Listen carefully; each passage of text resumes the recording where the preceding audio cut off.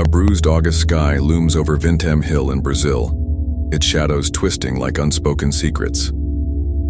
On August 20th, 1966, in Niterói, Rio de Janeiro, a young boy hunts his lost kite across the desolate slopes. He is unaware of the horror waiting in the stillness. Two men, Manuel Pereira de Cruz and Miguel José Viana, lie dead, their bodies arranged with eerie precision. Crude lead masks cling to their faces, glinting like relics from a forbidden ritual. Beside them rests a notebook, its jagged ink scrawling cryptic words about capsules, signals, and metals to protect. A bottle of water and two damp towels sit nearby, innocent objects turned sinister in the hill's silence. The lead mask's case is no ordinary tragedy. It is a descent into darkness coiling around UFOs, secret experiments, and occult pacts too strange to speak. What lured these men to this lonely hill? Why did they don masks of cold, heavy lead? The air hums with dread, as if the earth itself guards a truth too vast for human minds. This is not just a case, but a wound in reality, bleeding mystery and fear for nearly 60 years. It dares us to peer into the void and ask if something beyond the stars watched that day. The story begins with a boy and his kite, but it slithers into a labyrinth of questions about life, death, and the unseen. Manuel and Miguel were not mystics or madmen. They were quiet electronics technicians from Campos, tinkering with radios in unremarkable lives. Yet they stepped onto Vintém Hill and into eternity. The lead mask's case chills the soul, whispering of forces we cannot name. The Brazil of 1966 is a land of shadows and wonder. A military dictatorship grips the nation, and fear lingers in the streets. Yet the skies pulse with possibility. The 1960s are a time when humanity gazes upward, trembling at what might gaze back. UFO sightings haunt headlines across the globe. Brazil is no exception, with strange lights dancing in the night, stirring tales of alien eyes. Manuel and Miguel are swept into this fever. Did they hear signals in the static of their radios? Did they chase a call to their doom? Their lives were ordinary until that August day, when the hill claimed them forever. The boy who found them was barely 18. His kite forgotten, he stumbled upon two figures frozen in death. Their lead masks gleamed like cursed artifacts. He called for help, his voice swallowed by an eerie quiet. He did not know he had opened a door to a mystery that would never close. Police arrived to find no blood, no wounds, only the masks and the notebook. The stillness felt alive with secrets. The lead masks were rough-hewn shields, molded to cover the eyes. Were they meant to block a blinding truth or shield from an otherworldly glare? The notebook's words were sharp and strange. They commanded the men to be at the specified place at 1630, swallow capsules at 1830, protect metals, await a signal, and wear the mask. No capsules were found, no metals were named, no signal ever came. The towels and water bottle loomed like omens. Were they part of a ritual or a plan gone horribly wrong?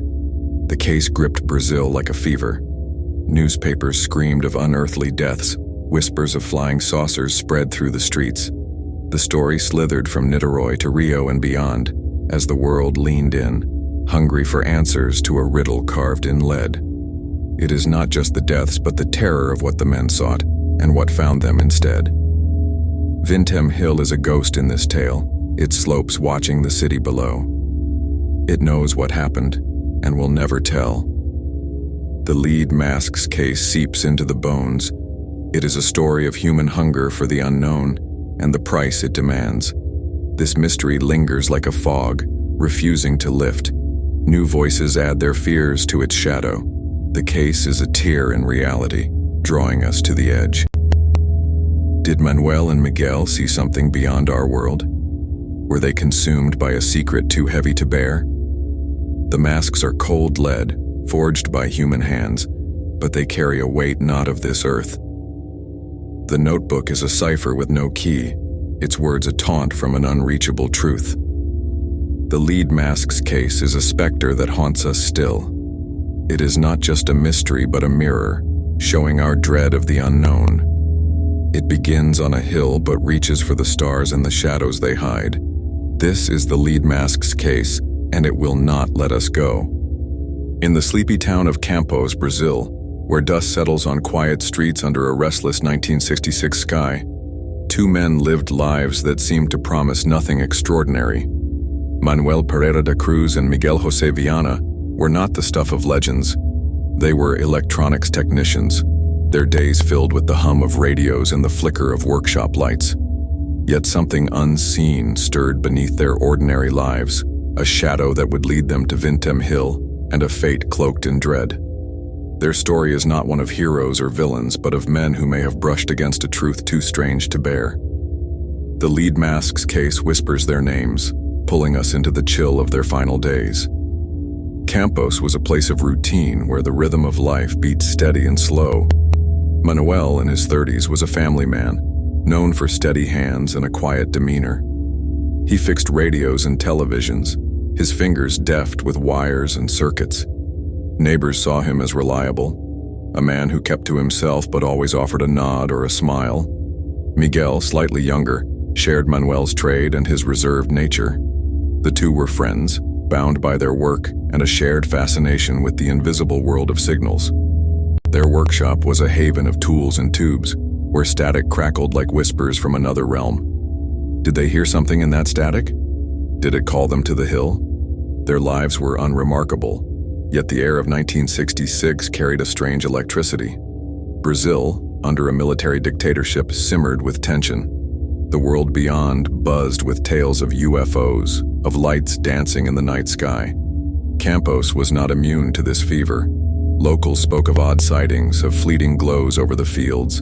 Manuel and Miguel, men of science and circuits, were not dreamers, but radios were their window to the unknown.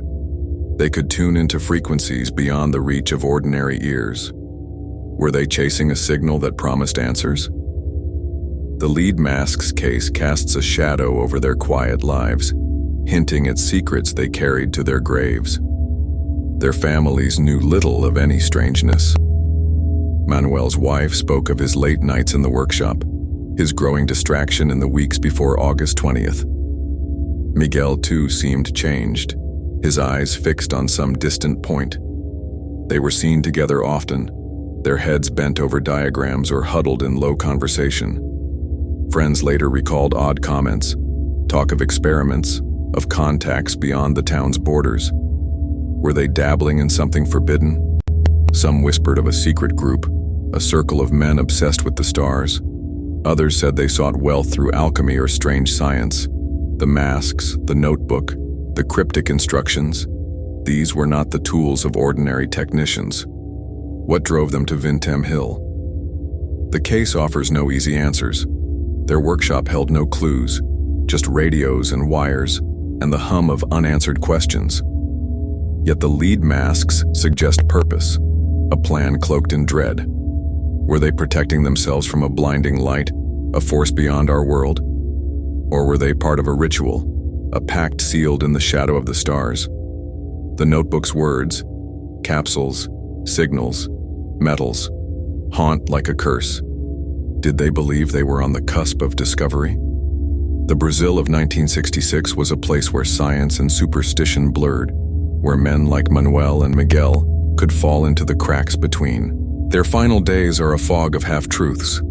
They told their families they were traveling for work, a routine trip to São Paulo for parts. They carried little money, a detail that chills the blood.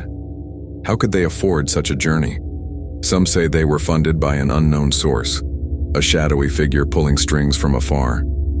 Others believe they were deceived, lured by promises of cosmic truth. The lead mask's case is a web of possibilities, each more unsettling than the last. Their journey from Campos to Niterói was unremarkable, yet it ended in death. Did they know the hill would be their end? Did they hear a signal that no one else could? The men were not alone in their fascination. Brazil's UFO craze gripped many, from farmers to city dwellers. Manuel and Miguel, with their technical minds, were perfectly placed to chase such dreams. Radios were their tools, but the stars were their lure. Stories from Campos tell of late-night meetings, of strange visitors to their workshop. Were they part of a network? A group seeking contact with the unknown? The masks suggest preparation, a shield against something they feared or revered. The lead mask's case is a mirror, reflecting the terror of stepping too close to the edge. Their families were left with questions, their lives upended by a mystery that grew larger than their loss. Manuel's children asked why their father spoke of signals in his sleep. Miguel's mother recalled his talk of a great discovery, a secret he could not share. The hill took them, but their lives in Campos offer clues to what drove them there. Were they seekers or victims? The lead mask's case does not answer but taunts, its pieces scattered like ashes in the wind.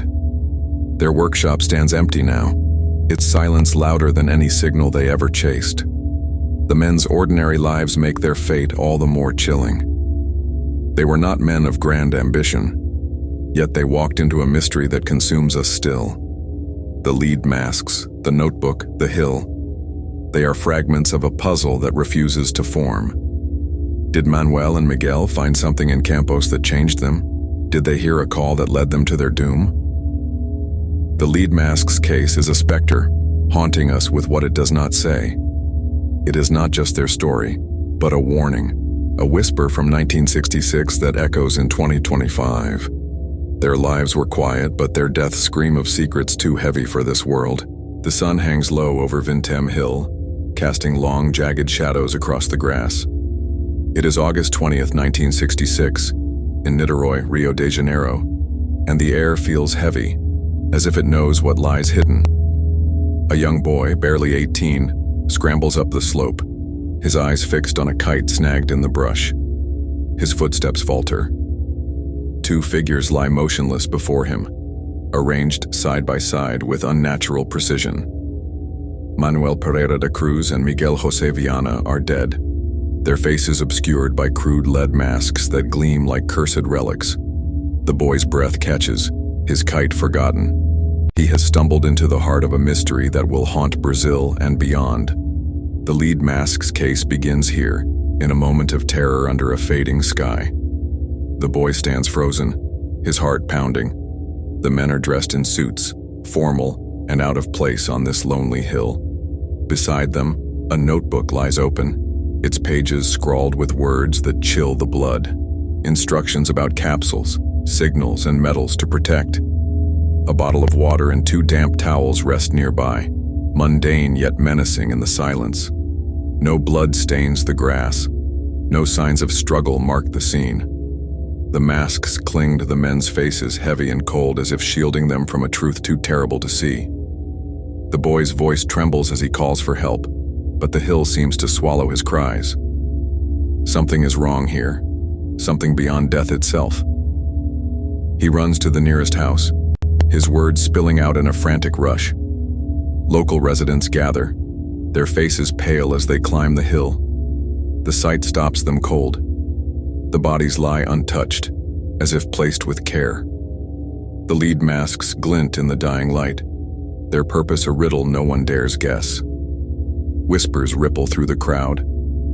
Are these men victims of a crime?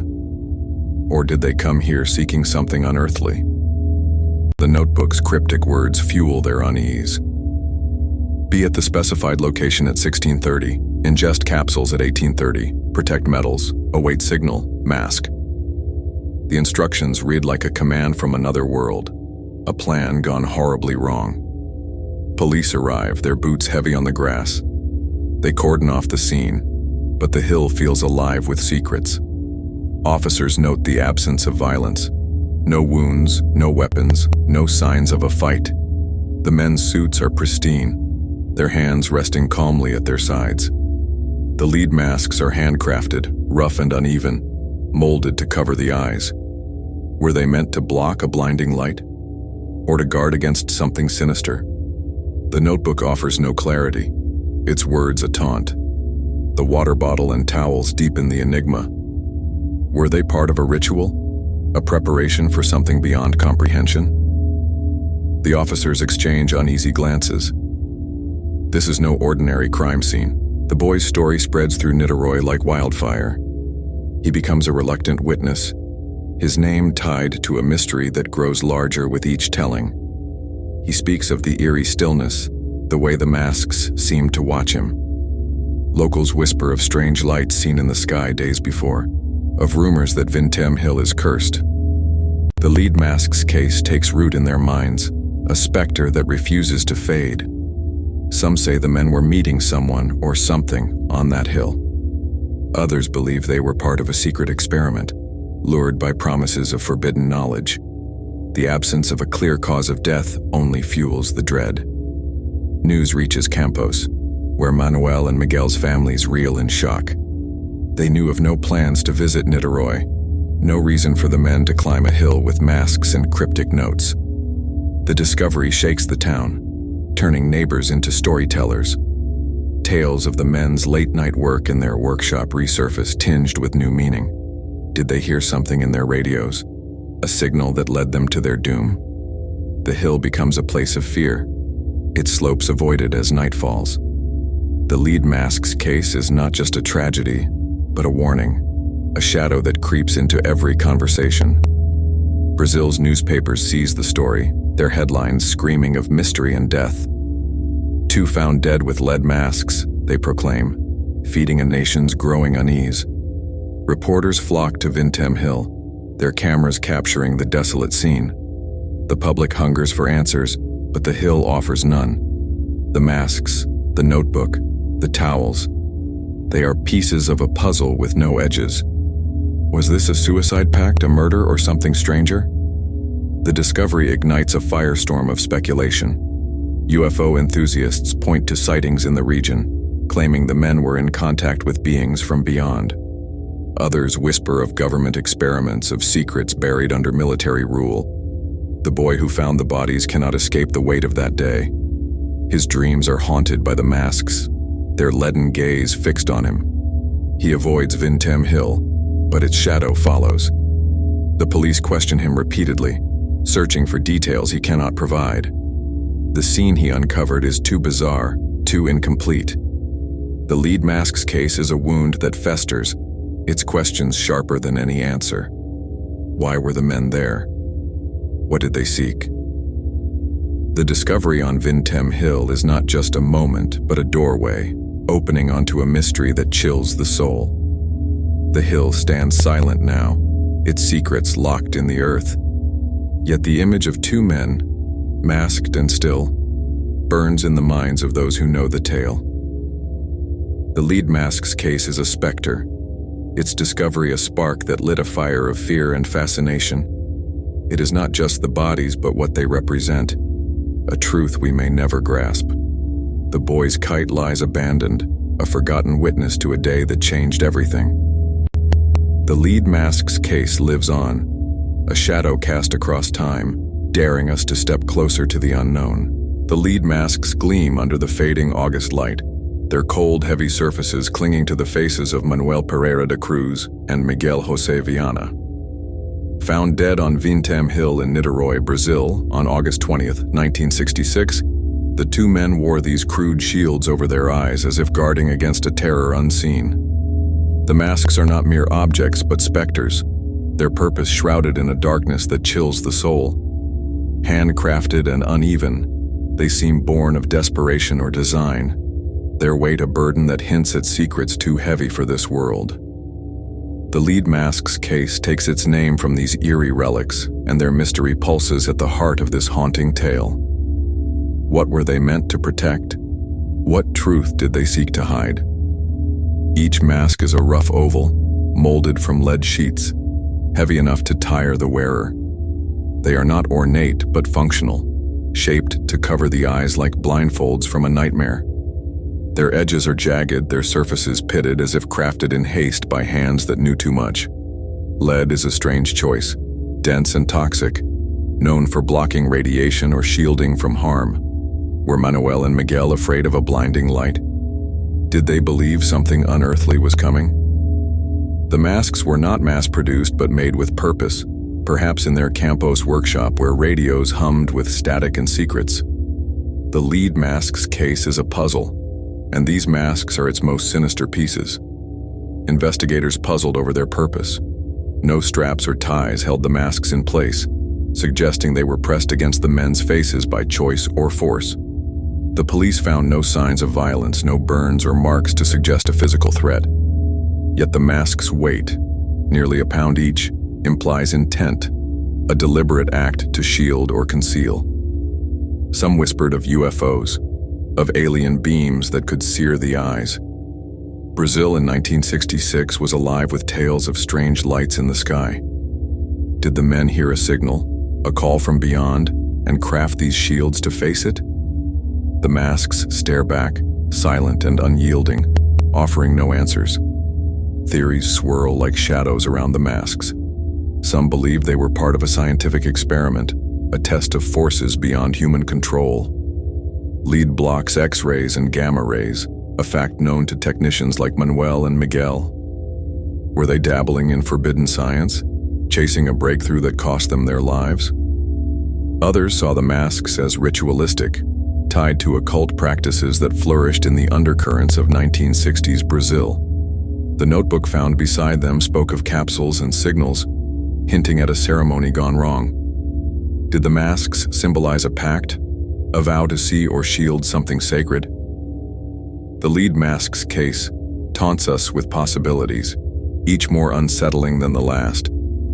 The mask's construction raises more questions. Lead is not easily shaped, requiring heat and skill to mold. Did the men work late into the night, melting metal in their workshop? Neighbors in Campos recalled the glow of lights from their shed, the hum of strange tools. The masks were not perfect, their edges rough as if made under pressure. Were they rushing to meet a deadline, a moment foretold in their cryptic notebook? The lead mask's case is a mirror, reflecting the terror of a plan half understood. The masks suggest preparation, but for what? A vision, a danger, or a meeting with the unknown? Some speculated the masks were protective, meant to guard against a chemical or supernatural force. The notebook's mention of capsules and a weight signal fuels this fear. Were the men expecting a phenomenon, a burst of light or energy? UFO enthusiasts pointed to sightings near Niterói, claiming the masks were shields against alien technology. Others saw them as psychological, a symbol of devotion to a cause or cult. The military dictatorship ruling Brazil cast a long shadow, and whispers of secret experiments lingered.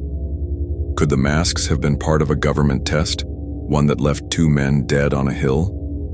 The masks remain mute, their purpose locked away. The eerie weight of the masks haunts those who study the case.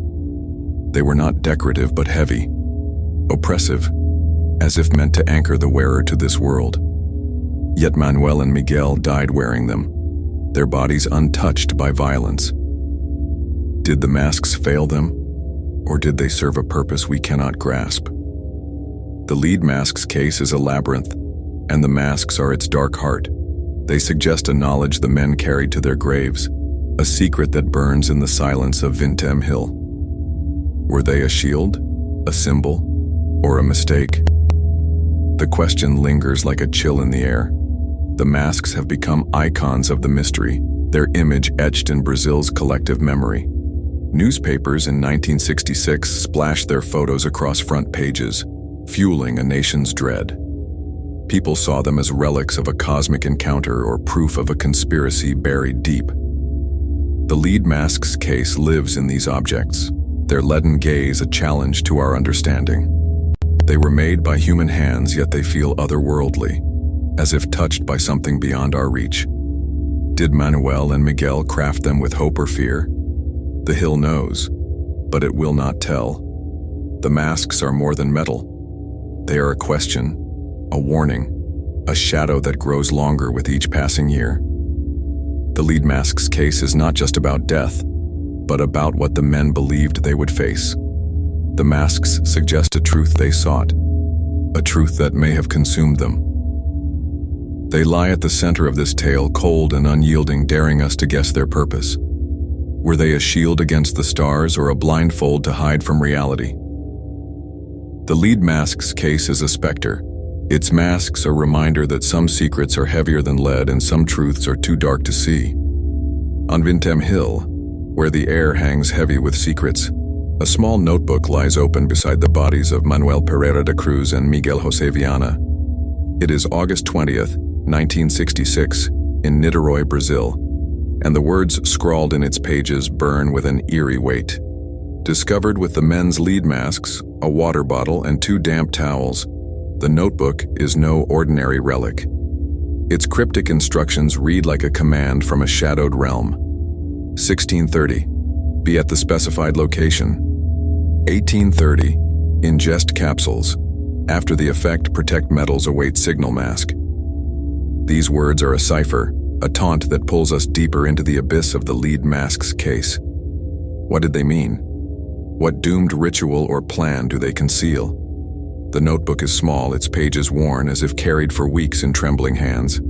The ink is uneven, scrawled with urgency, as if the writer feared time was slipping away. The instructions are precise, yet maddeningly vague. 1630. Be at the specified location. Where was this place? Vintem Hill seems an unlikely choice, its desolate slopes far from the bustle of Niterói. Did Manuel and Miguel know exactly where to go, guided by a voice or signal only they could hear? The notebook offers no map, no hint of who set this meeting. The lead mask's case thrives on this silence, its questions sharper than any answer. The next line chills the blood. 1830. Ingest capsules. No capsules were found on the hill, no traces in the men's bodies. What were these capsules? Poison, medicine, or something stranger? The autopsy, conducted days later, found no toxins, no signs of drugs. Yet the word capsules hangs like a specter. Were they meant to alter the mind, to open a door to another world? Brazil in 1966 buzzed with tales of UFOs, of beings from beyond. Some whispered the capsules were a key to contact, a chemical bridge to the stars. Others feared a darker purpose, a pact sealed with death. The notebook's silence is deafening. After the effect, protect metals await signal mask. These words are the heart of the mystery, a riddle carved in ink. What metals needed protection? No jewelry, no tools, no strange alloys were found. Were the men guarding something intangible, a frequency or force? Their work as electronics technicians in Campos suggests they knew of signals, of radios that could catch whispers from the ether. The lead masks, heavy and crude, tie to this command. Were they the mask to be worn, shielding the eyes from a blinding truth? The signal never came, or so it seems. The lead mask's case is a maze, and the notebook is its locked gate. Investigators pored over the words, their minds tangled in possibilities. The notebook's precision, specific times, clear steps, suggests a plan, a ritual with purpose. Yet its vagueness mocks their efforts. Who gave these instructions? Was it a person, a group, or something beyond human reach? The men's families recalled their growing obsession, their late nights hunched over radios. Did they receive a message, a call that led them to the hill? The notebook's pages hold no names, no clues to a sender. It is as if the words appeared from nowhere, a command from the void. Theories coil around the instructions like fog. Some saw them as scientific, a protocol for an experiment gone wrong. Manuel and Miguel, skilled with circuits, might have been testing a device, a receiver for signals from the stars. The capsules could have been stimulants, the metals components of their work. Yet the lead masks and the hill's isolation twist this theory into something darker. Others leaned toward the occult, common in 1960s Brazil, where spiritual groups sought cosmic truths. Was the notebook a guide to a ritual, a summoning of forces beyond? The lead mask's case feeds on these questions, each one a shadow that grows longer. The notebook's eerie clarity haunts those who study it. The times, 1630, 1830, are exact, as if the men were synchronized to a cosmic clock. Yet the effect is unnamed, a blank space that chills the soul. Did they feel something before they died? Did they see a light, hear a sound, or sense a presence? The hill was empty when the boy found them, no trace of capsules or signals. The notebook is a relic, its words a curse that lingers. It suggests the men knew what they were doing, yet their deaths defy explanation. The lead mask's case is a wound, and the notebook is its bleeding heart. Brazil's newspapers seized on the instructions, printing them in bold to fuel a nation's dread. Readers shivered at the thought of capsules and signals, of men waiting for a sign that never came. UFO enthusiasts claimed the notebook was proof of alien contact, a failed attempt to commune with the stars. Others saw a conspiracy, a secret experiment ordered by unseen hands. The military dictatorship ruling Brazil cast a shadow over such theories. Could the notebook have come from a government source, a test the men were never meant to survive? The lead mask's case offers no answers, only whispers. The notebook lies silent now, preserved as evidence, its pages a mirror for our fears. It is not just a set of instructions, but a challenge, daring us to unravel its meaning. Did Manuel and Miguel write it themselves, or were they following orders? The words feel alive, as if they watch us from the page. The lead mask's case is a specter, its notebook a key that fits no lock. It speaks of a moment on Vintém Hill when two men stood on the edge of the unknown. Were they seekers or victims? The notebook does not say, but its words echo in the silence, a riddle that haunts us still. The lead mask's case is more than a mystery. It is a call to peer into the dark, to chase the truth that Manuel and Miguel took to their graves. The notebook's instructions are a thread, leading us deeper into the shadows. They promise answers, but deliver only questions. Why the hill? Why the masks? Why the signal that never came? The notebook is a relic of a moment when two men reached for something beyond and found only death. The lead mask's case is a chill that lingers, its notebook a whisper from 1966 that echoes in 2025, daring us to decode its secrets. The sun has set on Vintém Hill, and the air grows cold with secrets. It is August 20th, 1966, in Niterói, Brazil, and the police stand over the bodies of Manuel Pereira de Cruz and Miguel José Viana, their lead masks glinting like omens in the dusk. The scene is eerily still. No blood, no wounds, just a notebook with cryptic instructions, a water bottle, and two damp towels. The officers' flashlights cast long shadows, but the answers they seek remain cloaked in darkness. The lead mask's case is no ordinary investigation. It is a descent into a mystery that defies logic, a puzzle that taunts with every step. The police are tasked with unraveling the truth, but the hill seems to mock their efforts. The investigation begins with urgency, yet the scene offers little to grasp. The men lie side by side, their suits pristine, their hands resting calmly. The lead masks, heavy and crude, cover their eyes, suggesting a purpose no officer can fathom. The notebook's words, 1630 be at the specified location, 1830 ingest capsules, protect metals, await signal, mask, read like a riddle from another world. The police bag the items, but each piece raises more questions than answers. No capsules are found, no metals are present.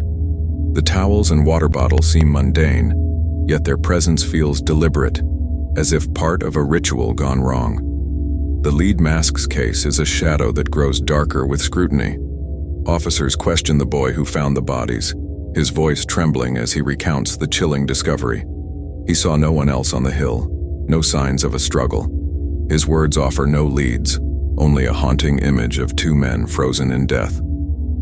The police canvass Niterói, asking locals about strangers or strange lights. Whispers of UFO sightings surface, tales of glowing shapes in the sky. Brazil in 1966 is gripped by such stories, but they lead nowhere. The hill is isolated, its slopes offering no footprints, no tire tracks. The investigation feels cursed, as if Vintém Hill itself guards the truth. Detectives turn to Campos, where Manuel and Miguel lived. They search the men's workshop, a cluttered space of radios and wires. Tools lie scattered, but none match the lead mask's construction. Neighbors speak of late-night work, of the men's growing secrecy. Yet no documents, no plans, no hint of a journey to Niterói emerge. The families are distraught, insisting the men were ordinary technicians, not men of mystery. The police probe their finances, finding little money for a trip to São Paulo, as the men claimed. Who funded their journey? The lead mask's case is a web, and every thread leads to a dead end. The notebook becomes an obsession. Its precise times, 1630, 1830, suggest a plan, but no one knows the specified location or the signal. Handwriting analysis is inconclusive. It could be Manuel's or Miguel's or neither. The mention of capsules sends investigators to pharmacies and chemists, but no trace of unusual drugs is found. The mask's purpose baffles them. Lead blocks radiation, but no radioactive traces are detected.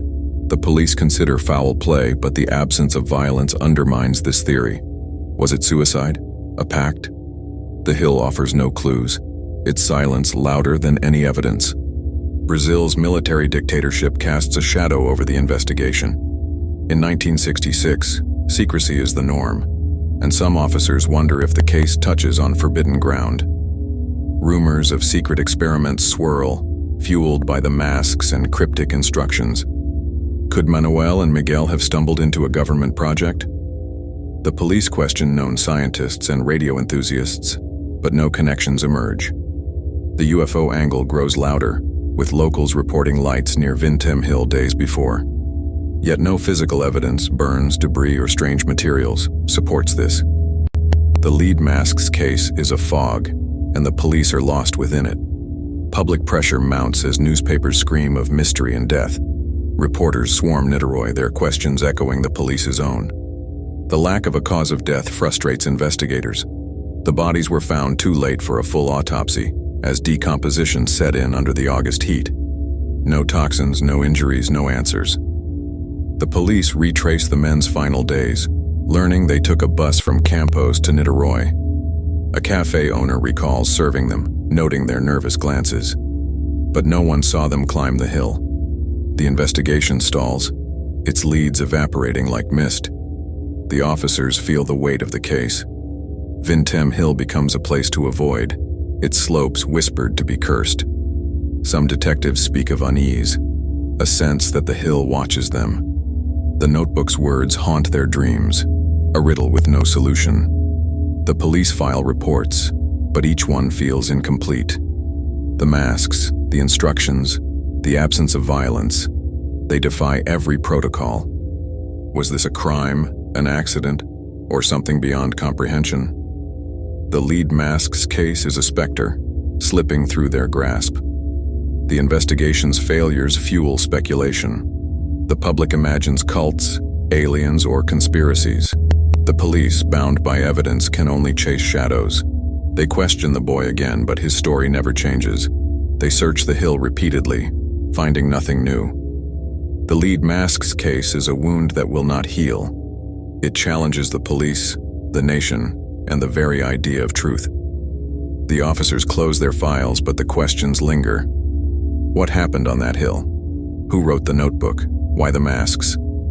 The investigation is over, but the mystery endures. Vintém Hill stands silent, its secrets buried deep. The police walked away, but the lead mask's case did not.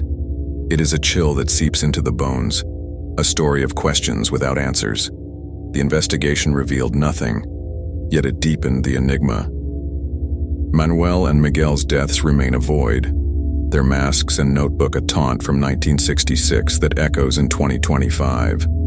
The lead mask's case is not just a case, but a mirror, reflecting our fear of the unknown. The police could not solve it, and perhaps no one can. The hill keeps its secrets and the mystery lives on. The morgue is cold, its sterile walls a stark contrast to the warm August air of Niterói, Brazil. It is late August 1966, and the bodies of Manuel Pereira de Cruz and Miguel José Viana lie on steel tables, their lead masks removed but their mystery intact. Found dead on Vintém Hill with a cryptic notebook, a water bottle, and 2 damp towels. The men offer no obvious clues to their fate. The autopsy is meant to bring answers, to cut through the shadows of the lead mask's case. Yet the medical examination becomes a descent into deeper darkness, revealing nothing but questions that claw at the mind.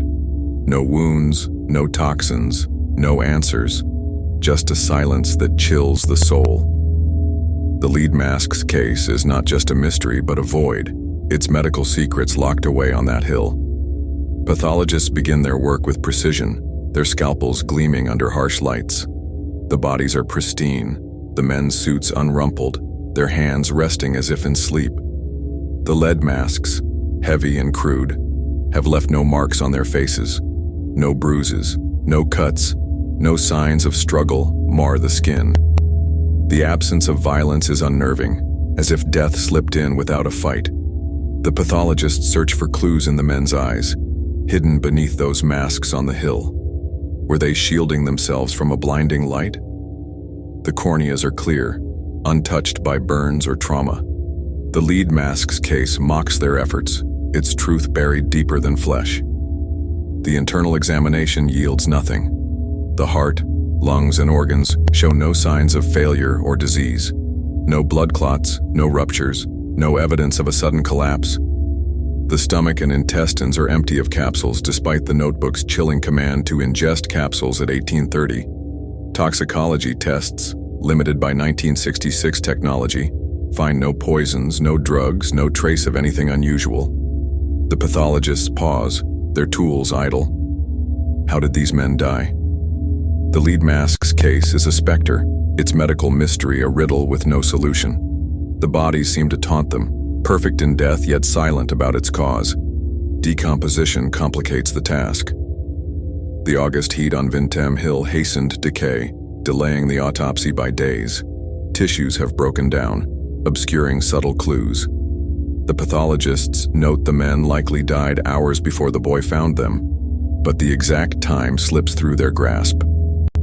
The notebook's timeline, 1630 at the location, 1830 for the capsules, suggests a plan, but the bodies reveal no effect, as the instructions promised. Were the capsules a myth, or did they dissolve without a trace? The lead mask's case is a shadow, its medical secrets fading like mist under scrutiny. The absence of findings fuels dread. In 1966, Brazil, forensic science is not advanced, and the morgue lacks tools to probe deeper mysteries. Radiation tests, a faint hope given the lead masks, show nothing. No burns or cellular damage suggest exposure to a strange force. Yet the mask's purpose gnaws at the pathologists. Lead blocks radiation, a fact Manuel and Miguel, electronics technicians, would know. Were they expecting a burst of energy, a signal from the stars? UFO rumors swirl in Niterói, tales of lights in the sky. The autopsy offers no proof, only a chilling void where answers should be. The police press for answers, but the pathologists have none.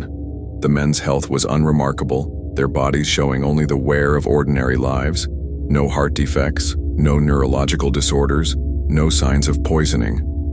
The notebook's mention of protect metals, await signal, hints at a purpose, but the autopsy finds no metal fragments, no implants, no clues. The towels and water bottle, examined separately, are ordinary, their dampness unexplained. Were they part of a ritual, a cleansing before death? The lead mask's case is a wound, its medical silence a scream that echoes in the morgue. The families of Manuel and Miguel wait in anguish, hoping for clarity. The pathologist's report offers only confusion. Natural causes are ruled out, yet foul play seems impossible without marks. Suicide is considered, but no method is clear. The capsules remain a phantom, their nature a question mark. Some whisper of a supernatural force, a death beyond science's reach. Brazil's military dictatorship looms, and rumors of secret experiments surface. Could the men have been test subjects, their deaths erased from their bodies? The lead mask's case is a labyrinth, and the autopsy is a dead end. Newspapers seize on the medical mystery, their headlines screaming of unexplained deaths. The public shudders, imagining aliens or conspiracies. The pathologists bound by science cannot entertain such theories. Yet the notebook's words haunt them. a script for a tragedy with no cause. Did the men die of fear, of expectation, of something science cannot name? The morgue's cold walls hold no answers. The lead mask's case is a chill that seeps into the bones, its medical enigma a mirror for our fear of the unknown. The autopsy report is filed, its pages sparse and unsatisfying. The police, frustrated, turn to other leads, but the body's silence lingers. Manuel and Miguel took their secret to the grave. Their death's a puzzle no scalpel can solve. The lead masks, the notebook, the hill. They are pieces of a truth that defies science. The pathologists leave the morgue, but the case follows them, a shadow that never fades. The lead mask's case is not just a medical mystery but a challenge, daring us to explain the unexplainable. Vintem Hill looms in the distance, its slopes silent witnesses to a truth we cannot reach. The autopsy has failed, but the lead mask's case endures. It is a specter, its medical secrets a taunt from 1966 that echoes in 2025. No wounds, no toxins, no answers, only the chilling image of two men, masked and still, waiting for a signal that never came. The lead mask's case is a void, its autopsy a mirror reflecting our struggle to understand death's silent hand. The hill keeps its secrets and the mystery lives on, colder than the morgue's steel tables. The 1960s are a time when the world looks upward, trembling at the unknown. UFO sightings flood headlines from the United States to Europe to South America. Brazil is no exception, its skies alive with tales of glowing orbs and strange shapes. In Niterói, locals speak of lights hovering over the hills days before August 20th. Farmers in Campos, where Manuel and Miguel lived, report fleeting glows in the night. The men, electronics technicians, worked with radios, tools that could catch signals from the ether. Did they tune into something otherworldly? The lead mask's case feeds on these stories, its mystery amplified by a nation's cosmic dread. The notebook's words fuel the speculation. 1630, be at the specified location. 1830, ingest capsules. After the effect, protect metals await signal mask. To UFO enthusiasts, these are not mere instructions but a protocol for contact. The signal suggests a transmission, a call from the stars. The lead masks, heavy and crude, are seen as shields against alien beams, protecting the eyes from blinding light. The capsules spark wild theories, drugs to heighten perception, to commune with extraterrestrial minds. No capsules were found, no signal detected, yet the idea persists. The lead mask's case is a mirror, reflecting humanity's fear and fascination with the cosmos. Locals in Niterói whisper of strange events before the deaths. A fisherman claims he saw a glowing object near Vintem Hill, pulsing in the dark. A shopkeeper recalls a hum in the air, a vibration that rattled her windows. These stories, unproven but vivid, cling to the case like fog. Manuel and Miguel were not known as UFO chasers, but their work with radios placed them in a world of signals and static. Did they hear a message, a frequency that led them to the hill? The lead mask's case is a specter, its UFO theories a siren call to believers and skeptics alike. The masks themselves are a focal point.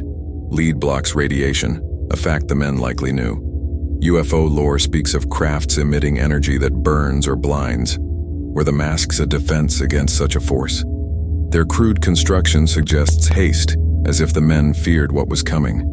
The notebook's mention of protect metals adds to the enigma. Were they guarding equipment, expecting a cosmic event? The absence of burns or radiation on their bodies deepens the mystery. The lead mask's case is a void, its UFO angle a tantalizing glimpse into the unknown. Brazil's UFO craze shapes the case's narrative.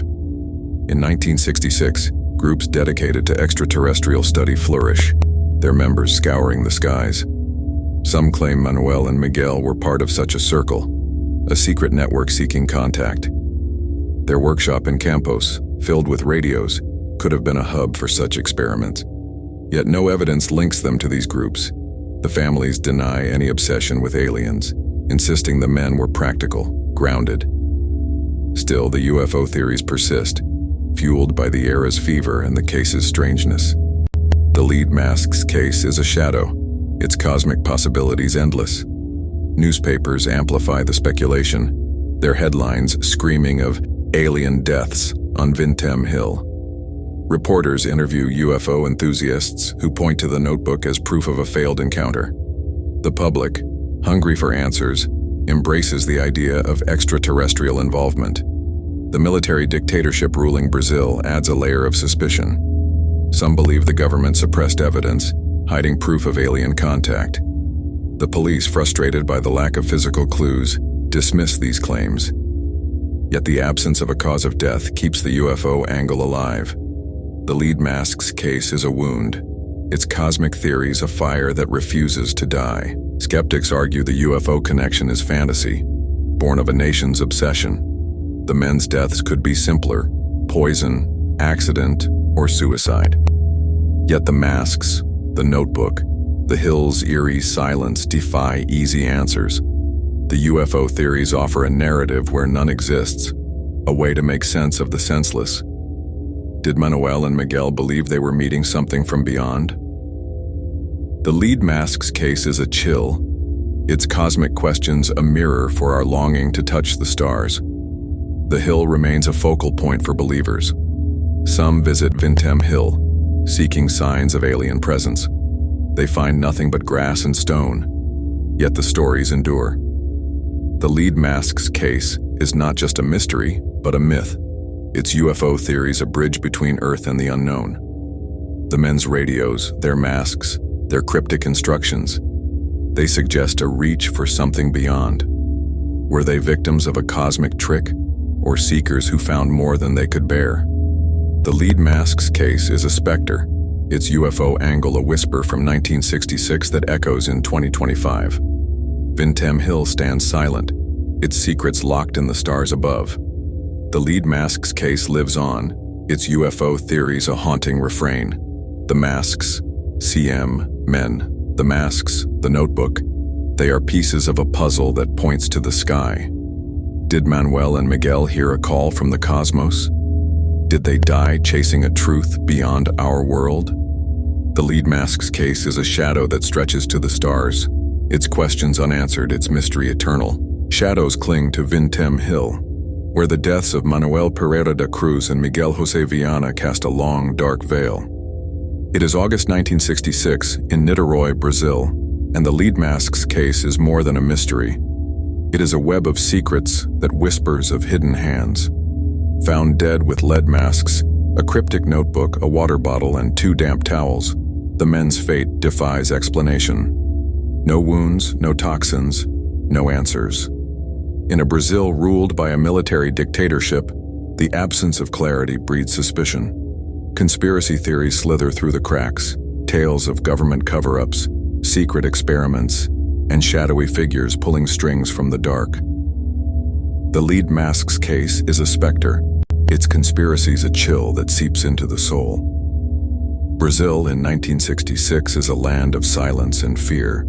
The military regime stifles dissent, its grip tightening on every whisper. The lead mask's case, with its bizarre details, feels like a secret too dangerous to be left exposed. The notebook's instructions: 1630, be at the specified location; 1830, ingest capsules, protect metals, await signal, mask. Read like orders from a hidden authority. Were Manuel and Miguel pawns in a larger game?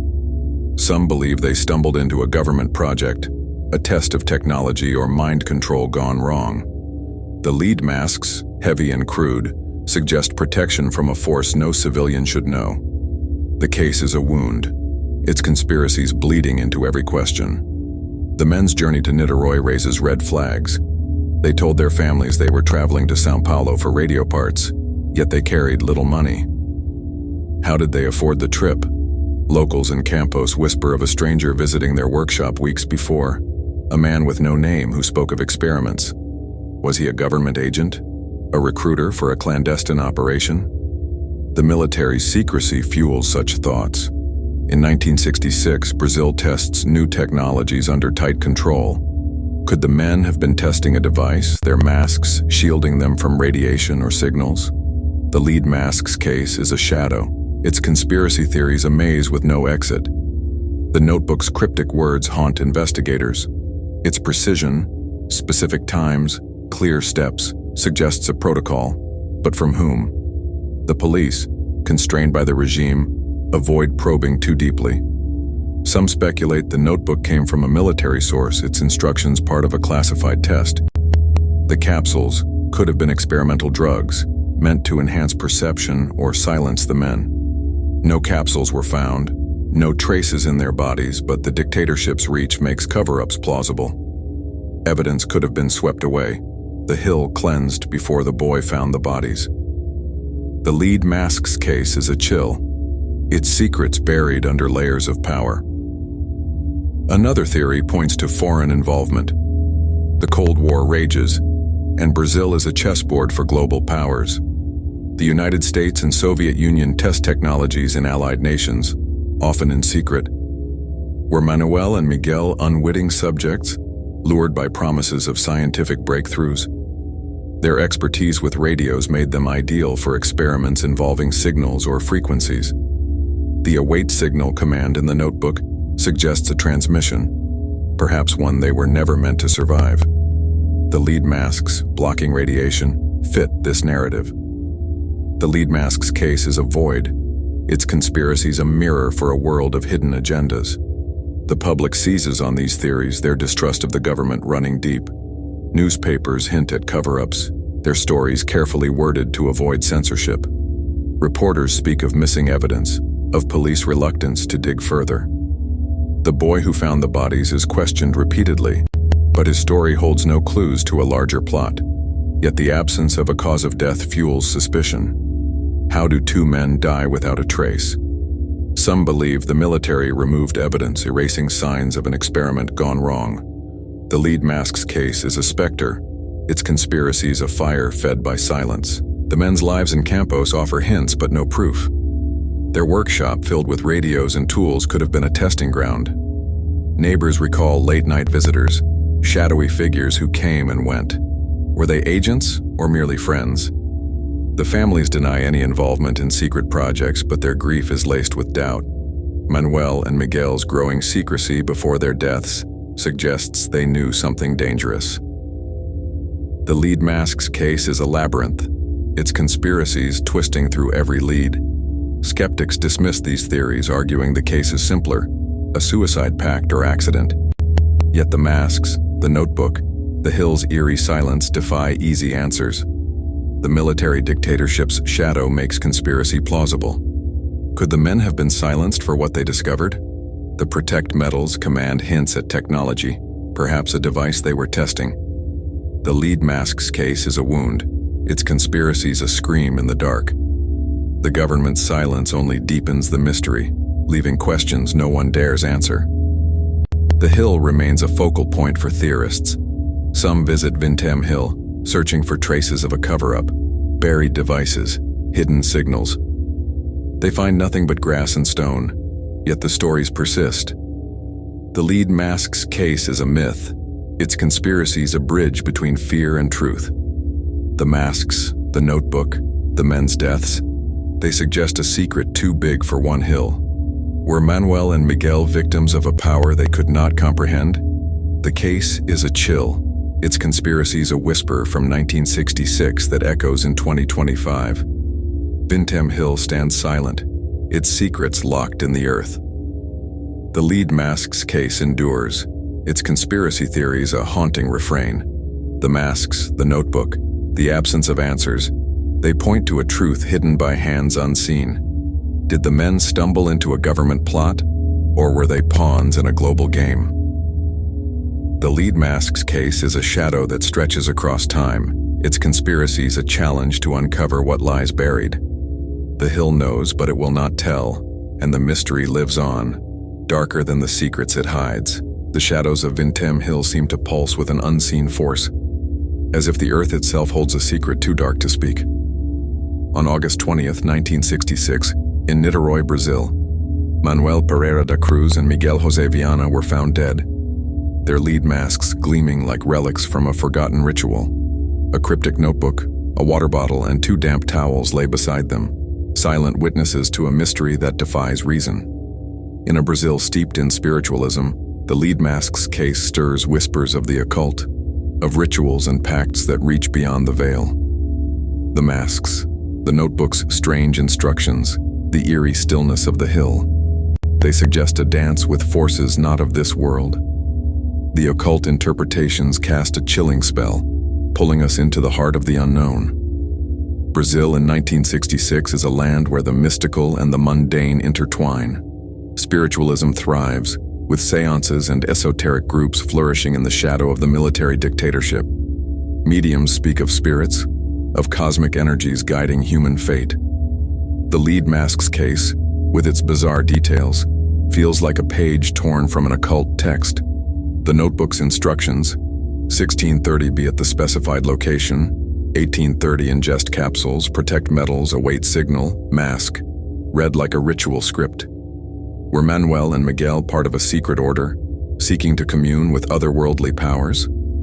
The lead mask's case is a wound, its occult theories a haunting chant in the dark. The lead masks are the centerpiece of these theories. Heavy and crude, they seem more than protective shields. Occultists see them as ceremonial, symbols of initiation or communion. Lead, a metal tied to alchemy, is said to ground the soul, shielding it from spiritual forces. Were the men preparing to face a supernatural entity? The mask's weight suggests sacrifice, a burden willingly borne. In 1960s Brazil, spiritual groups used rituals to contact higher beings, often blending science and mysticism.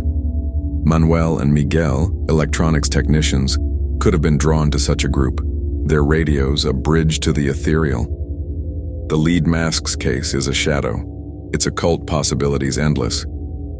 The notebook's words deepen the mystery. The command to ingest capsules evokes images of sacred elixirs, substances to transcend the body. No capsules were found, no traces in the men's bodies, but the idea lingers. Were they seeking a vision? A glimpse beyond the veil? The await signal instruction suggests a cosmic call, a moment of contact with spirits or entities.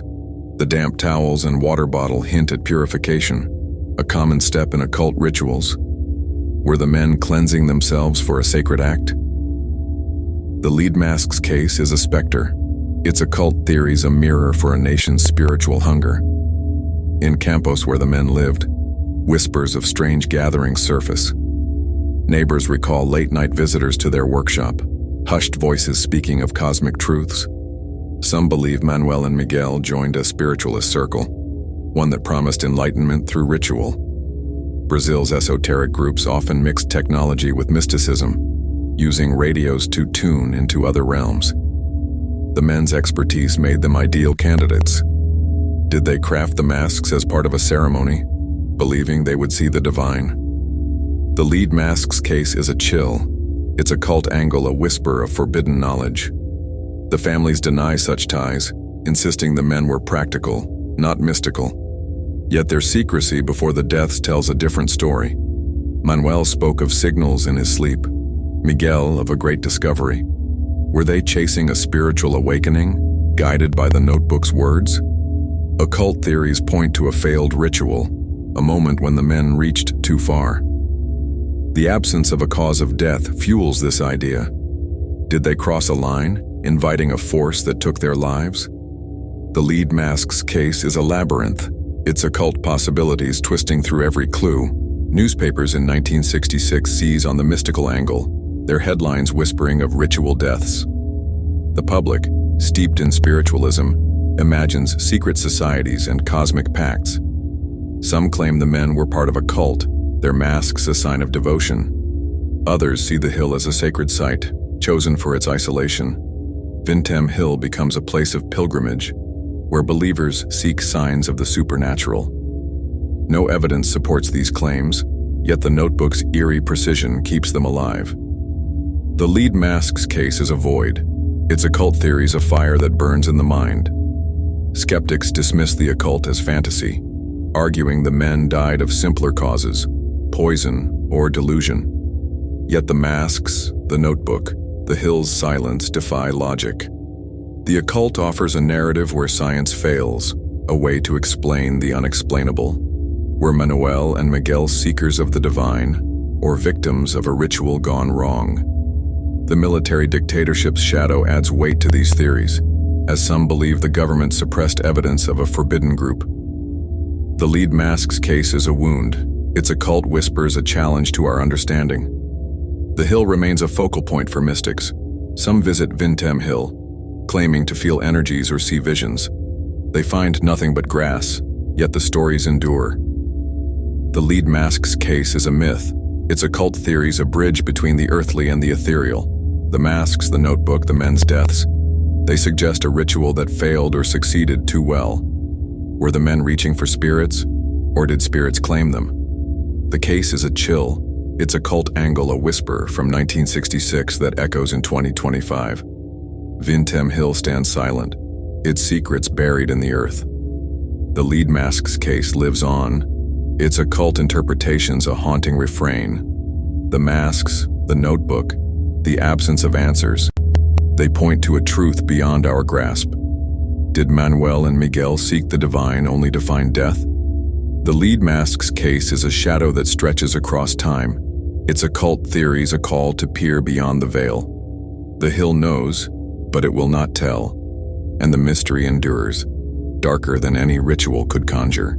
The streets of Niterói buzz with whispers, as if the air itself carries the weight of a secret too strange to hold. It is August 1966, and the lead mask's case has ignited Brazil, its mystery spilling from Vintem Hill into newspapers, radios, and hushed conversations. Manuel Pereira da Cruz and Miguel José Viana, found dead with lead masks, a cryptic notebook, a water bottle, and 2 damp towels, are no longer just men. They are a story, a specter that haunts a nation. The media seizes the tale, their headlines screaming of death and enigma, while the public leans in, hungry for answers that never come.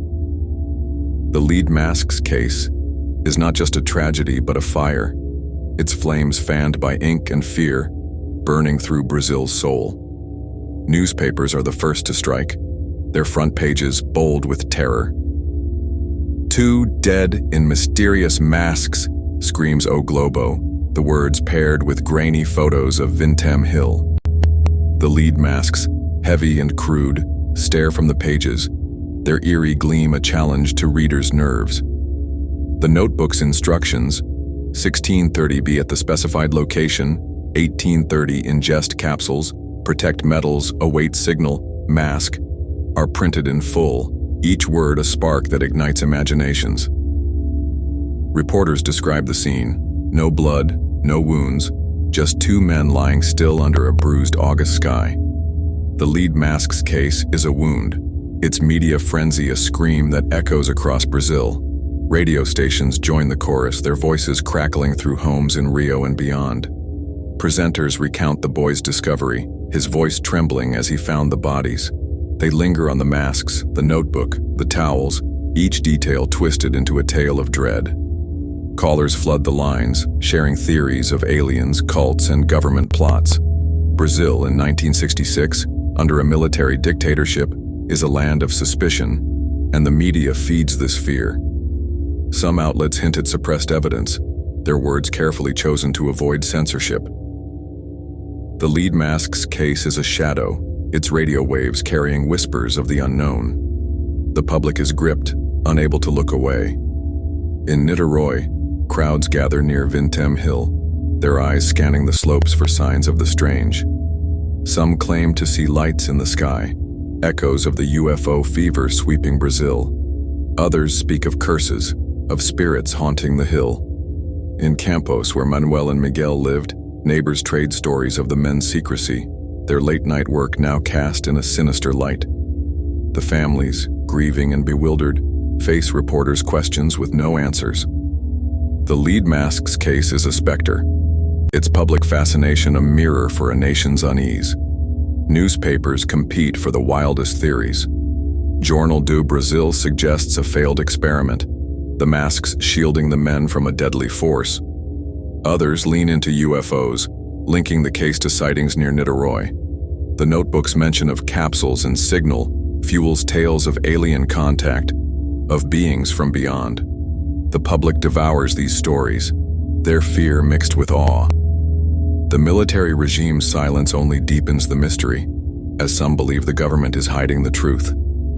The lead mask's case is a fire, its media coverage a wind that spreads it further. The boy who found the bodies becomes a reluctant celebrity. Reporters hound him, seeking new details, but his story remains the same. Two men, masked and still, on a silent hill. His face appears in papers, his words quoted endlessly. The public sees him as a witness to something unearthly, a boy caught in a cosmic drama. He avoids Vintem Hill, haunted by the mask's leaden gaze. The lead mask's case is a chill, its media frenzy turning a moment into a myth that grows with each retelling. Taverns and markets hum with debate. Some call the men fools, chasing a delusion to their deaths. Others see them as seekers, touching a truth too vast for this world. The notebook's cryptic words are recited like a mantra, their meaning dissected by housewives and shopkeepers alike. The towels and water bottle, mundane yet menacing, spark wild speculation, rituals, cleansings, or tools for an alien encounter. The lead mask's case is a void, its public reaction a storm of fear and wonder. The media's hunger shapes the case's legacy. Photos of the masks become iconic, their eerie forms etched in Brazil's memory. Radio shows replay interviews with locals, their voices trembling with tales of lights and shadows. The dictatorship's censorship limits some stories, but the mystery slips through, too big to contain. The public's fascination grows, spilling beyond Brazil to newspapers abroad. The lead mask's case is a specter, its media coverage a lens that magnifies its strangeness. Yet the frenzy offers no answers. The police, overwhelmed, dismiss wild theories, but the lack of a cause of death keeps them alive. The media paints Vintem Hill as a place of dread, a site where the veil between worlds is thin. People avoid it at night, whispering of ghosts or aliens. The lead mask's case is a wound, its public reaction a pulse that keeps it alive. The families beg for privacy, but the story is no longer theirs. It belongs to a nation, a world, gripped by the unknown. Vintem Hill stands silent, its slopes untouched by the clamor below. The lead mask's case endures, its media and public frenzy a haunting refrain. The masks, the notebook, the unanswered questions, they are fuel for a fire that burns through decades. Did Manuel and Miguel die for a secret the media could not uncover? The case is a shadow, its story a call to peer into the dark. From 1966 to 2025, the lead mask's case lives on, its media echo a whisper of a truth we may never know. Vintem Hill looms silent, its secrets etched in the deaths of Manuel Pereira da Cruz and Miguel José Viana, found on August 20th, 1966, with lead masks, a cryptic notebook, a water bottle, and 2 damp towels. The lead mask's case is a shadow that refuses to fade, its mystery echoing through time. Yet it is not alone. Across the world, other unsolved cases whisper of similar dread, their pieces scattered like the fragments of a nightmare. From Australia's Tamam Shud case to Russia's Dyatlov Pass incident, these stories share the same eerie threads, cryptic clues, unexplained deaths, and a void where answers should be. The lead mask's case is a specter, its kin in mystery, casting a chill that stretches beyond Brazil, daring us to peer into the unknown. The Tamam Shud case, from 1948 Australia, mirrors the lead mask's haunting strangeness. A man was found dead on Somerton Beach, his body pristine, no wounds or signs of struggle. In his pocket, a scrap of paper read, Tamam Shud, Persian for "it is ended," torn from a book of poetry. Like the lead mask's notebook, it held a cipher, a code no one could crack. No poison, no identity, no cause of death. The man's suit was neat, his face calm, much like Manuel and Miguel's eerie repose. Was he a spy, a victim of a secret pact? The lead mask's case feels like a twin, its cryptic instructions a cousin to Tamam Shud's unreadable code. The Dyatlov Pass incident from 1959 Russia carries a similar chill. 9 hikers died in the Ural Mountains, their bodies found in bizarre conditions. Some were half-dressed, others bore strange injuries, and one lacked a tongue. No clear cause of death emerged, yet traces of radiation were found on their clothes. Like the lead masks meant to block radiation, the Dyatlov mystery hints at forces beyond nature. Theories of secret military tests or supernatural events swirled, echoing the lead masks' conspiracies and UFO whispers. The lead masks case is a wound, its parallels to Dyatlov a reminder of mysteries that defy reason. Another case, the Isdal woman of 1970 Norway, shares the lead mask's dark allure. A woman's burned body was found in a remote valley, surrounded by cryptic clues, coded notes, multiple identities, and a life hidden from view. Like Manuel and Miguel, she seemed to follow a secret plan, her death unexplained. No toxins, no clear motive, just a notebook with symbols that baffled investigators. The lead mask's case is a shadow, its notebook's instructions, 1630 be at the specified location, 1830 ingest capsules, mirroring the Isdal woman's coded trail. Was she, like the men, chasing a truth that consumed her? These cases share an eerie thread, the absence of answers. The lead mask's case, with its masks and cryptic words, feels like a ritual gone wrong, much like the Somerton man's mysterious end or the Dyatlov hiker's frozen fate. Each leaves behind artifacts, a notebook, a code, a body, that taunt investigators. In 1966, Brazil, under a military dictatorship, the lead mask's case fueled whispers of secret experiments, just as Dyatlov sparked talk of Soviet tests. The Tamam Shud case hinted at espionage, much like theories of government cover-ups in Niterói. The lead mask's case is a specter, its kin and mystery a chorus of the unresolved. The public's fascination binds these cases. In Australia, newspapers obsessed over the Somerton man, much as Brazil's press screamed of masked deaths. Russia's Dyatlov Pass became a legend, its horror retold in whispers, like tales of Vintem Hill's curse. Norway's Isdal woman gripped a nation, her mystery a mirror to Brazil's fear of the unknown. The lead mask's case is a fire, its parallels fanned by a shared human need to explain the inexplicable. UFOs, conspiracies, and occult rituals weave through each, their strangeness a magnet for the curious, yet these cases resist resolution. The lead mask's lack of a cause of death echoes Tamam Shud's empty toxicology reports.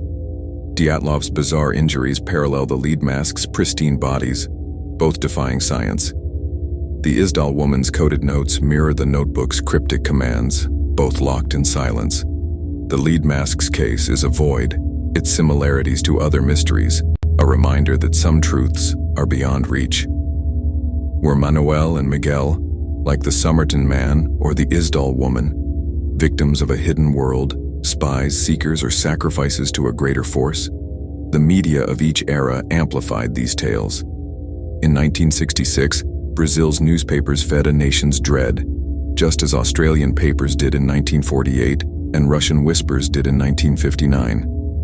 The lead mask's case, with its masks and notebook, became a myth, like Dyatlov's frozen enigma or Norway's burned enigma.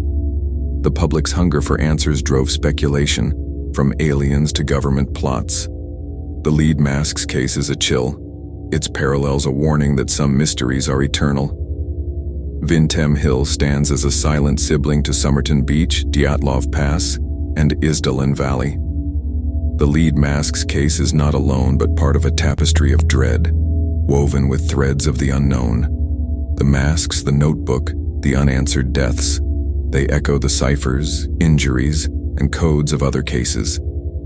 Did Manuel and Miguel, like their counterparts, touch a truth too dangerous to survive?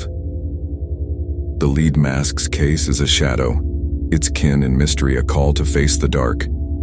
From 1966 to 2025, these cases endure, their secrets locked in hills, beaches, and valleys, whispering of a world we cannot know. Vintém Hill stands silent, its secrets buried beneath decades of grass and stone.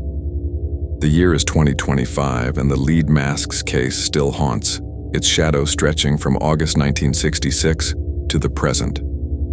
Manuel Pereira de Cruz and Miguel José Viana, found dead with lead masks, a cryptic notebook, a water bottle, and 2 damp towels, remain an enigma.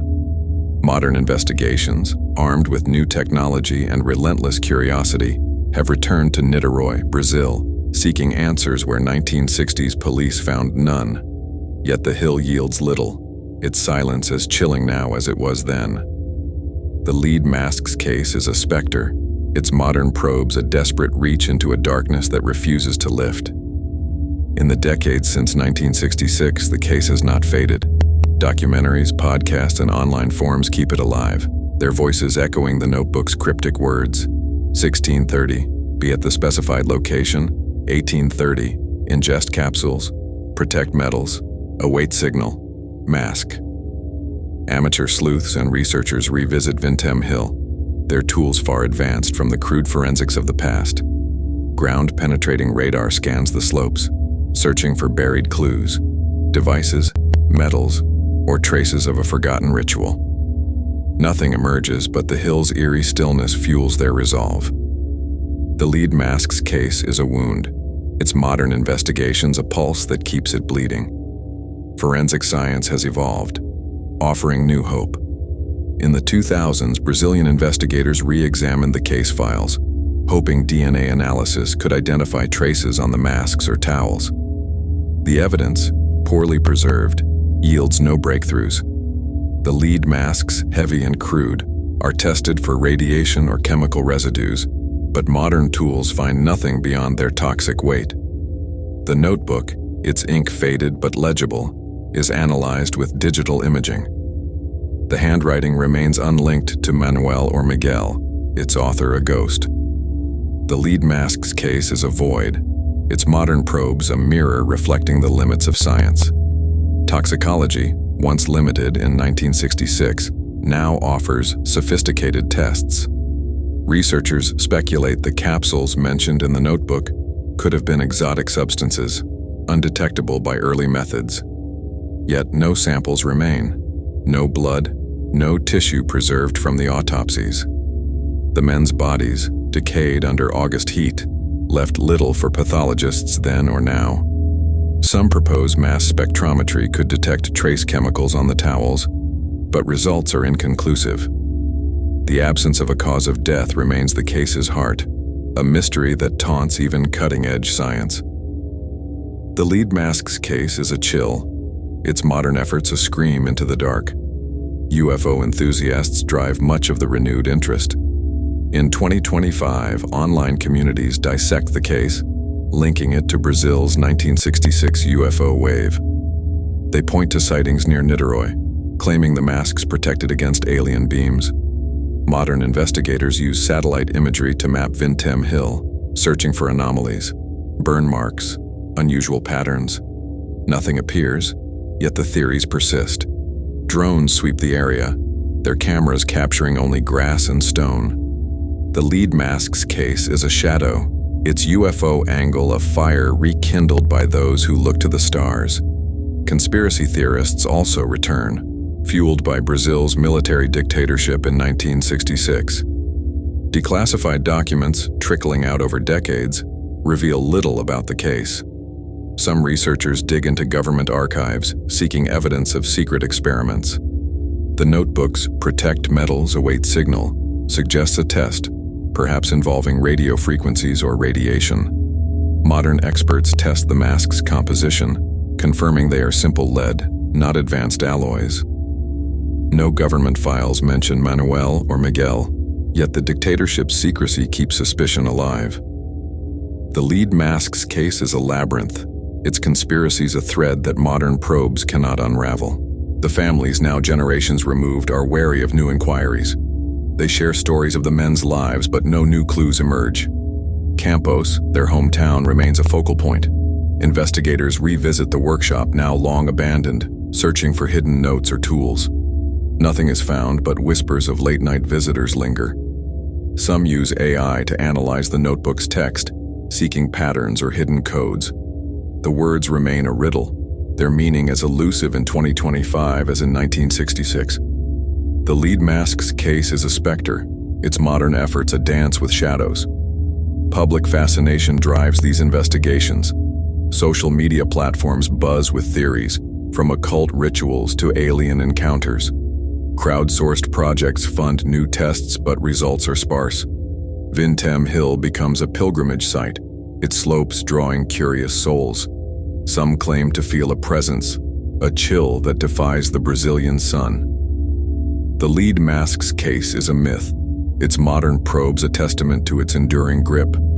Yet each effort hits the same wall. No capsules, no metals, no signal. The hill guards its secrets, mocking every attempt. The media amplifies the renewed interest. Documentaries in the 2010s and 2020s revisit the case, their cameras lingering on the mask's eerie forms.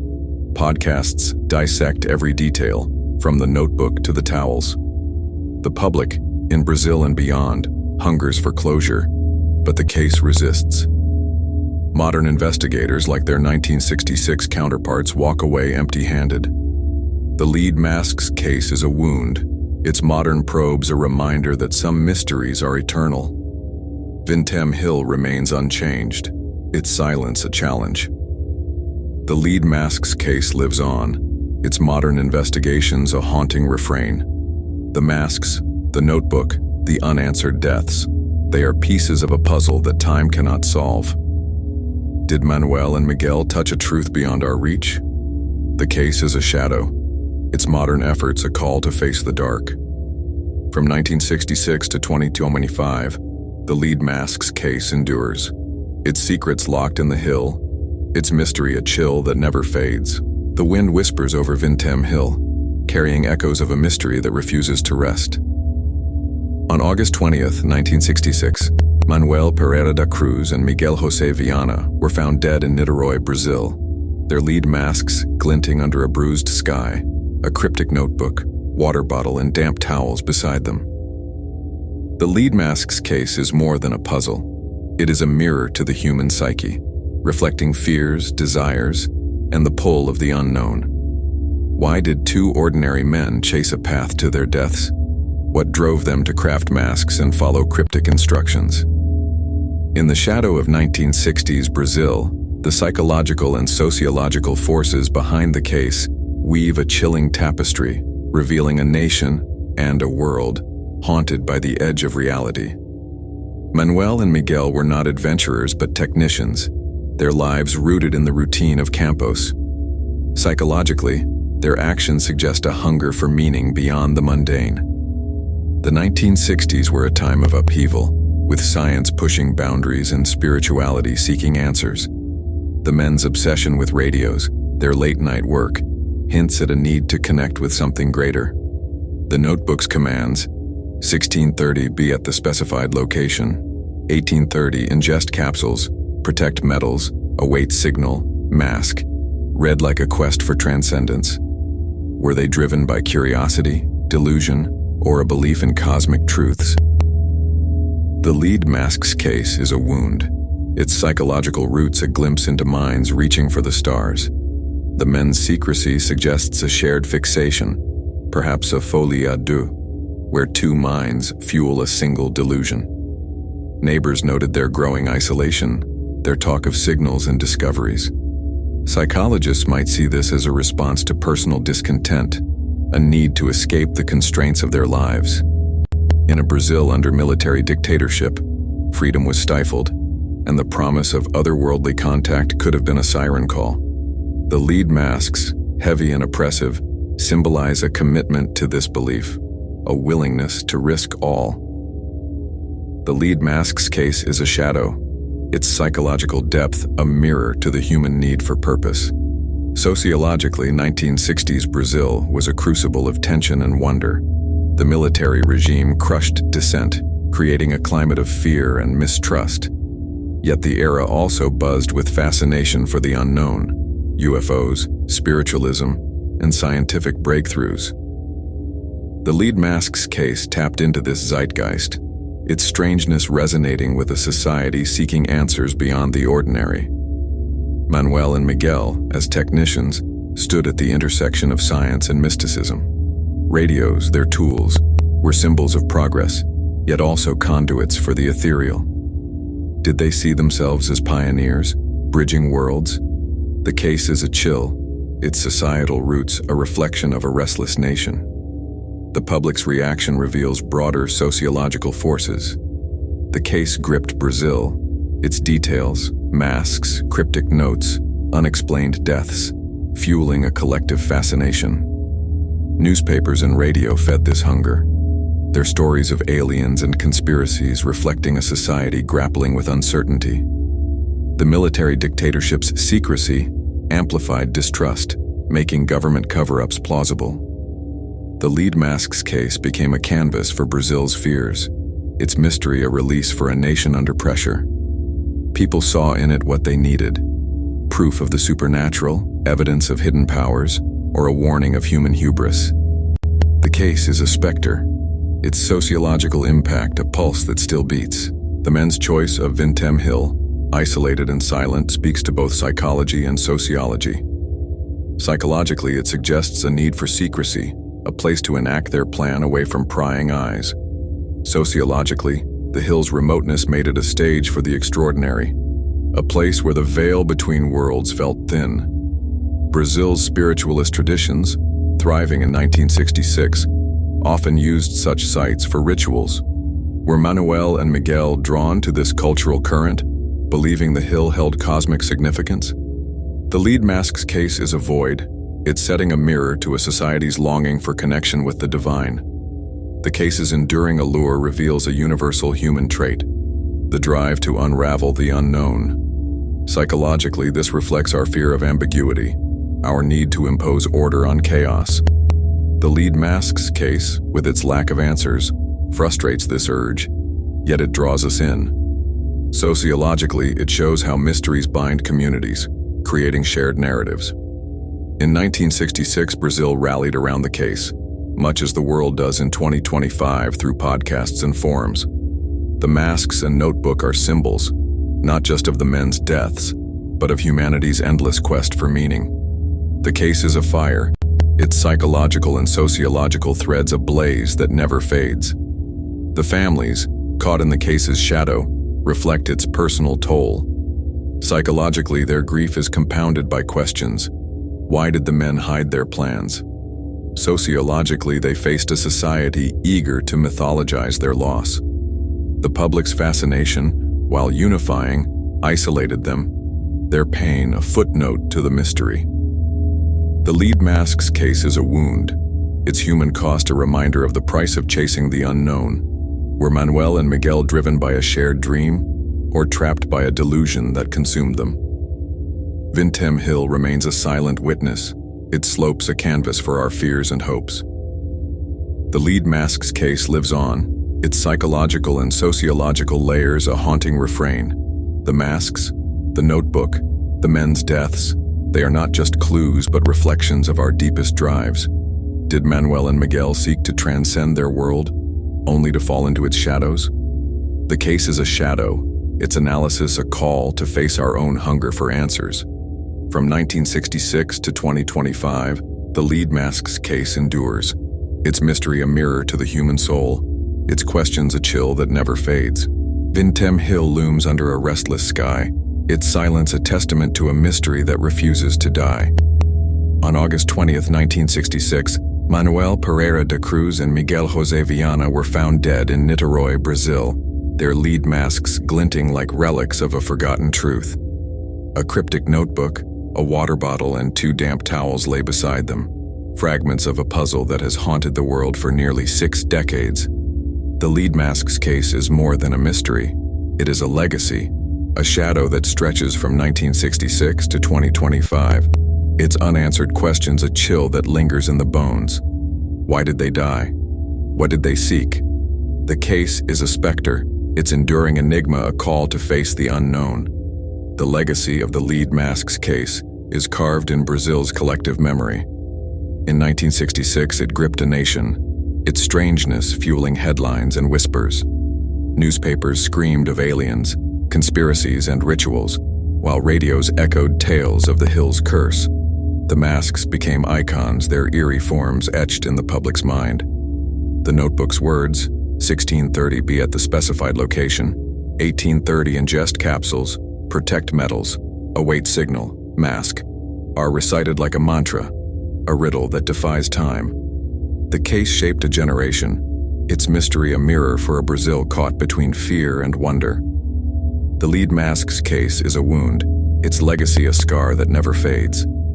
In 2025, the case lives on, its grip unbroken. Documentaries dissect its details, their cameras lingering on Vintém Hill's desolate slopes.